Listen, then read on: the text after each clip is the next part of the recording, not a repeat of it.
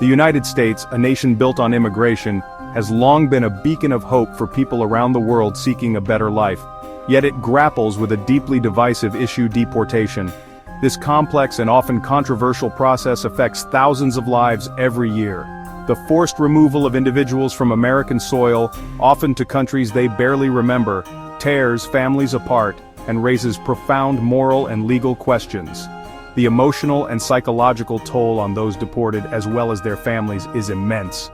Nowhere is this struggle more evident than in the case of Kilmar Abrego Garcia, a man caught in the crosshairs of a broken immigration system. His story highlights the systemic issues and the personal anguish faced by many. Garcia's story, unfortunately, is not unique. It mirrors the experiences of countless others who live in constant fear of being uprooted from the only life they know.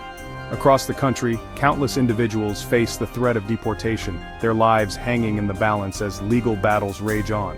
These individuals often find themselves navigating a labyrinthine legal system with limited resources and support. The Trump administration's aggressive deportation policies have sparked outrage and ignited fierce debate about the rights of immigrants and the very soul of America. These policies have led to increased scrutiny and criticism from various human rights organizations. This essay delves into the complexities of deportation, examining the legal battles, the human toll, and the potential for a more just and compassionate approach to immigration. It seeks to shed light on the human stories behind the statistics. Through the lens of Kilmar Abrego Garcia's experience, we will explore the challenges faced by those fighting for their right to remain in the United States, the emotional and financial burdens they endure, the legal precedents at play and the intricate legal arguments that can make or break a case, and the broader implications for the future of immigration policy. As we navigate this contentious issue, it is crucial to consider the human element and strive for a balance between law enforcement and compassion. Kilmar Abrego Garcia, a legal U.S. resident since 2011, lived a life of quiet normalcy. He had come to the United States seeking a better future, and over the years he found a sense of belonging and purpose. He worked diligently, contributing to his community, always eager to lend a helping hand. Whether it was volunteering at local events or assisting neighbors in need, Garcia's dedication was unwavering. His presence was a testament to the American dream, embodying the values of hard work, community spirit, and resilience. He built strong relationships and became an integral part of his neighborhood. However, that dream turned into a nightmare on March 15, 2025, when Garcia was abruptly deported to El Salvador. The suddenness of the event left him and his family in shock and disbelief. The deportation came as a devastating blow, not only to Garcia, but also to his family and loved ones. They were left grappling with the harsh reality of separation, their lives turned upside down. He left behind a life he had painstakingly built over more than a decade, ripped away from the only home he knew. The memories, friendships, and sense of security he had cultivated were all left behind. What made this deportation even more egregious was its blatant disregard for a 2019 court order specifically protecting Garcia from removal. This legal oversight highlighted the flaws and inconsistencies within the immigration system. Garcia's case highlights the human face of deportation, exposing the devastating consequences of a system that often operates with little regard for individual circumstances or legal protections. His story is a poignant example of how bureaucratic failures can lead to personal tragedies. His story serves as a stark reminder that behind the statistics and legal arguments lie real people with hopes, dreams, and families. It calls for a more compassionate and just approach to immigration policies, one that recognizes the humanity of those affected. The deportation of Kilmar Abrego Garcia represents a blatant disregard for the rule of law. This case has become a symbol of the ongoing struggle between different branches of government and their respective powers. A 2019 court order, issued by U.S. District Judge Paula Zinas, explicitly shielded Garcia from deportation. This order was meant to protect his rights and ensure that due process was followed. Yet the Trump administration, in a move deemed wholly lawless by Judge Zinas, ignored this order, forcibly removing Garcia from the country. This action was seen as a direct challenge to the judiciary's authority. The Fourth U.S. Circuit Court of Appeals upheld Judge Zinas's ruling, further condemning the government's actions. This decision reinforced the importance of adhering to judicial orders.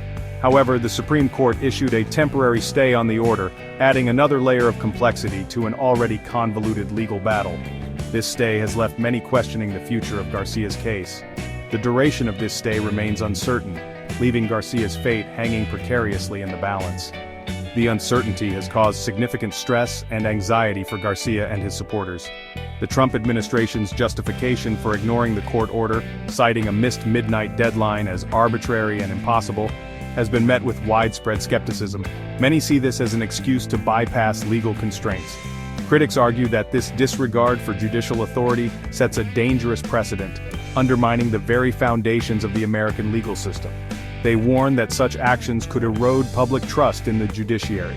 The case raises crucial questions about the balance of power, the limits of executive authority, and the sanctity of court orders. It serves as a reminder of the ongoing tension between different branches of government and the need for checks and balances. The case of Kilmar Abrego Garcia is not an isolated incident. It unfolds against a backdrop of escalating deportations, fueled by the Trump administration's hardline immigration policies. One particularly controversial tool in this arsenal is the Alien Enemies Act, a 1798 law originally designed to address wartime threats.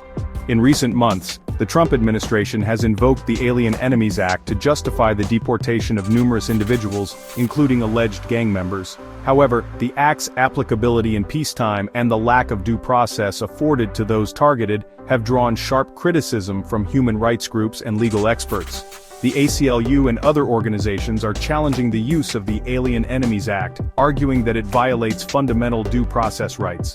They contend that individuals are being deported without adequate opportunity to challenge the allegations against them, raising serious concerns about the fairness and legality of these proceedings.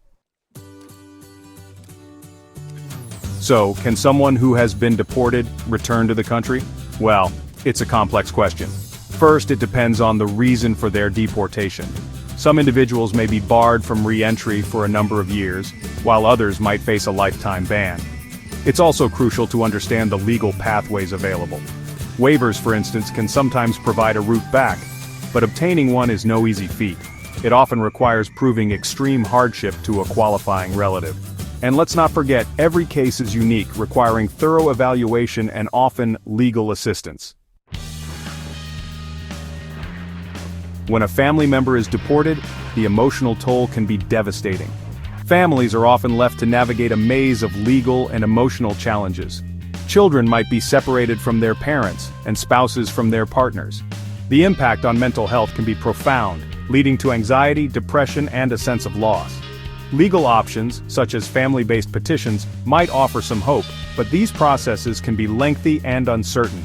It's a heart-wrenching ordeal, and the ripple effects can be felt for years. In this section, we delve into the heart of the struggle against unfair immigration policies. For many, these policies are not just rules but barriers that separate families and disrupt lives. It's crucial to understand the legal avenues available for challenging these injustices.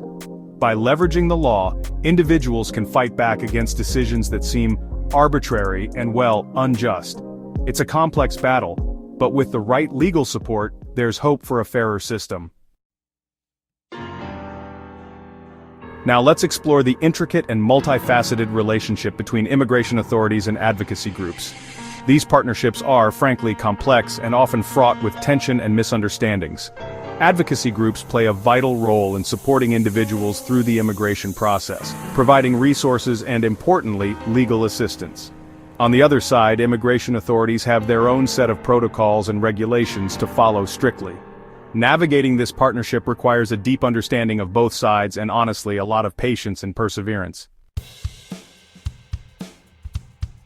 At the core of the immigration debate is a call for justice and compassion.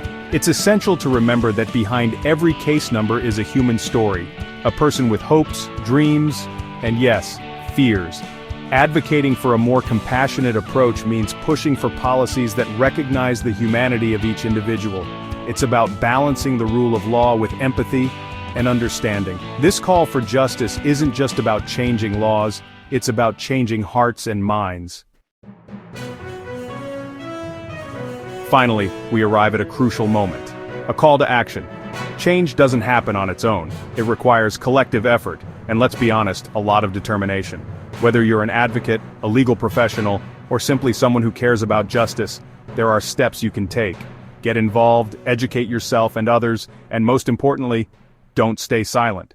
Your voice can make a difference in the fight for a fairer, more compassionate immigration system.